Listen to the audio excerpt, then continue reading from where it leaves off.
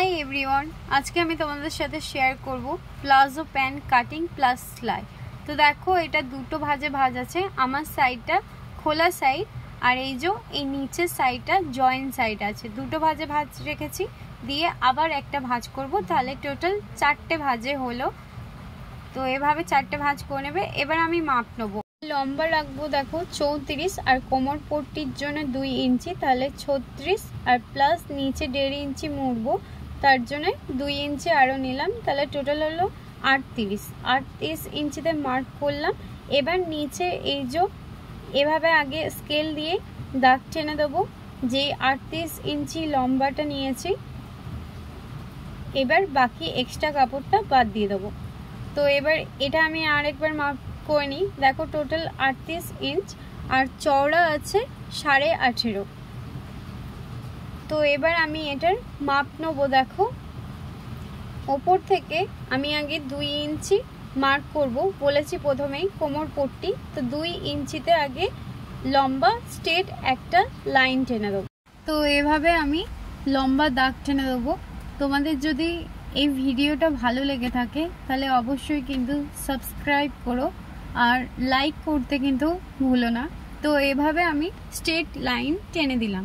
এবার দেখো আমি এই যে এই সাইড থেকে আমার সাইডে কিন্তু বন্ধ দিক এই সাইড থেকে আমি 3 ইঞ্চি নিলাম। 3 ইঞ্চি দিয়ে এভাবে ফোল্ড করে দেব ভাঁজ করে দিলাম 3 ইঞ্চি।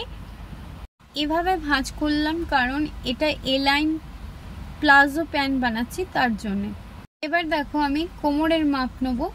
কোমর হচ্ছে 33 তাহলে 4 দিয়ে ডিভাইড করতে হবে। 4 দিয়ে ডিভাইড করলে 8.5 এর কাছাকাছি তার সাথে 2 ইঞ্চি এক্সট্রা তাহলে কত হলো 10.5। 10.5 এ আমি মার্ক করলাম। এটা কোমরের মাপ নিলাম। এবার দেখো আমাদের যেটা হিপ যেখানে আসন হবে সেটার মাপ নেব। আসন হচ্ছে 34 তাহলে 34 কে 4 দিয়ে ডিভাইড করলে 8.5 এর কাছাকাছি আসছে। তার সাথে আমি আরো 3 অ্যাড করব তাহলে 11.5। 11.5তে আমি মার্ক করলাম দিয়ে এভাবে আমি স্ট্রেট লাইন টেনে দিলাম। এই মাপটা আমি কিন্তু কোমর পট্টির নিচ থেকে নিলাম। ভালো করে ভিডিওটা দেখবে। এবার দেখো এখান থেকে আমি 2.5 ইঞ্চিতে মার্ক করলাম।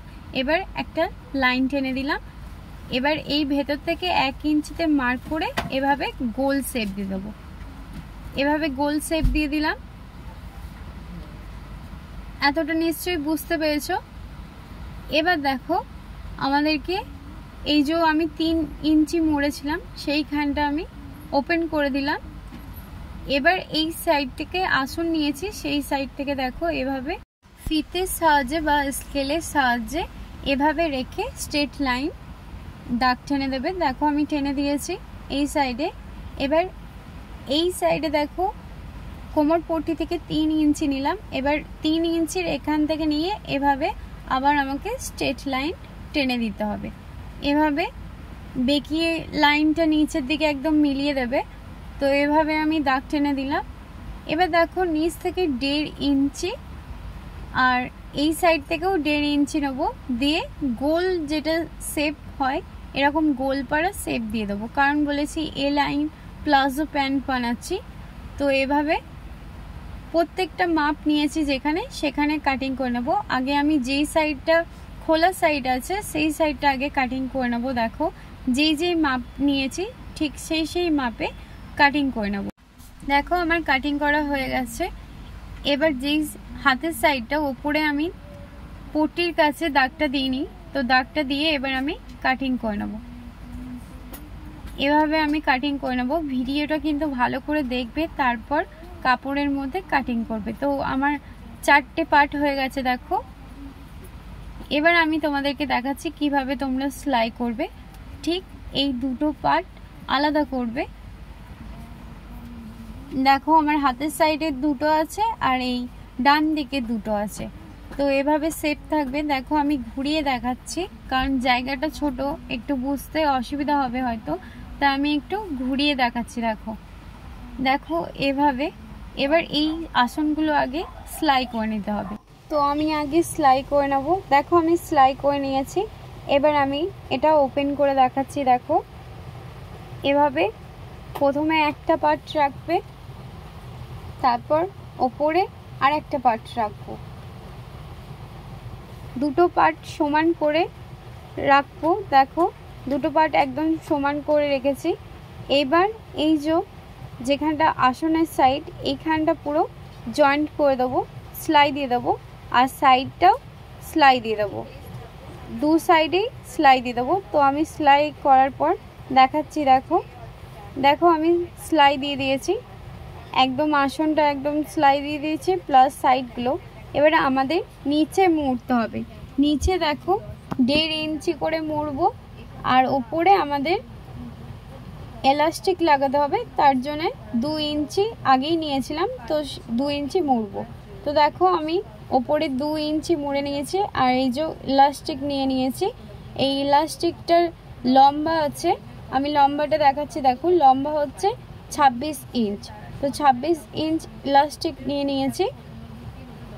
কোমর ছিল 34, তো ইলাস্টিক 26 বা এর থেকে 2 ইঞ্চি কম নিতে পারো, 24।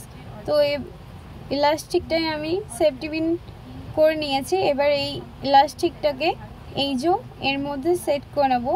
আর কোমর পট্টির নিচটাই একটু কিন্তু ফাঁকা রেখেছিলাম ইলাস্টিকটা এর ভেতরে রাখার জন্যে। তো এইভাবে আমি ইলাস্টিকটা সেট করে নিয়েছি। দেখো এবার আমি এখানটা ভালো করে সেলাই দিয়ে দেবো, গোল রাউন্ড করে একটা ভালো করে সেলাই দিয়ে দেবো। রাউন্ড সেলাই দেওয়ার পর 3-4টে সেলাই আরও দেবে। তাহলে আমি পুরোটা টোটালটাই সেলাই দেওয়ার পর দেখাচ্ছি। দেখো আমি টোটালটাই সেলাই দিয়ে দিয়েছি, আর নিচে দেখো 1.5 ইঞ্চি মুড়ে নিয়েছি। এভাবে 3-4টে সেলাই ভালো করে দিয়ে দেবে। আর দেখো প্যান্টটা কতটা চওড়া আর ঘের হয়েছে আমি দেখাচ্ছি। দেখো ঘুরিয়ে, এই দেখো ঠিক অনেকটাই চওড়া আর ঘের হয়েছে 2 মিটার কাপড়ে। লাইক করো, টাটা।